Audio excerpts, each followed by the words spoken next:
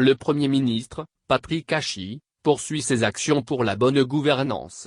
Après les audits diligentés contre des structures de l'État, le chef du gouvernement, dans une circulaire en date du 9 juillet 2021, relative à l'interdiction de constituer des passifs au cours de l'exercice budgétaire et adressée aux présidents d'institutions, ministres d'État, ministres gouverneurs de district, secrétaires d'État, présidents des conseils régionaux et les maires, il informe ces derniers que les crédits budgétaires, qui leur sont alloués et autorisés par le Parlement sont, pour l'essentiel, des crédits limitatifs qui ne peuvent, de ce fait, être exécutés au-delà des dotations inscrites.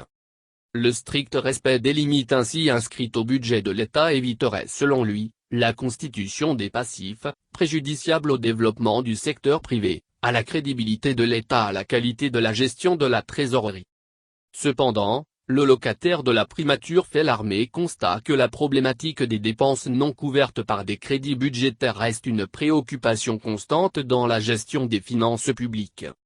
Ces passifs doivent être strictement proscrits, dans le contexte où l'État entend faire du secteur privé, son partenaire privilégié pour impulser la transformation structurelle et accroître la création d'emplois. Cliquez pour agrandir l'image.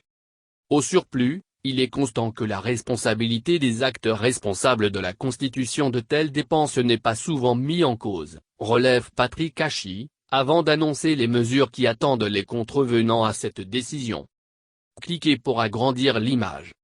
La ponction, lors de la préparation du projet de budget de l'État, par la Direction générale du budget et des finances, sur les enveloppes budgétaires des institutions, des ministères et structures sous tutelle, des conseils régionaux et des mairies, des montants des passifs constitués par eux et validés, en vue de leur apurement, la vérification de la situation d'exécution des marchés publics ou autres commandes, avant la réduction des dotations inscrites en cours de gestion dans le cadre de la régulation, l'inscription systématique dans les enveloppes de l'année, des dotations budgétaires ayant fait l'objet de réductions et ayant induit la création de passifs au cours de l'exercice, la communication pour chaque structure concernée, dans la lettre de cadrage du Premier ministre, des crédits réservés pour l'apurement des passifs constitués, la mise en œuvre d'un programme d'audit des passifs au moins tous les 0,3 ans, l'application effective des sanctions disciplinaires, pénales, et / ou civiles pour les fautes de gestion constatées, etc.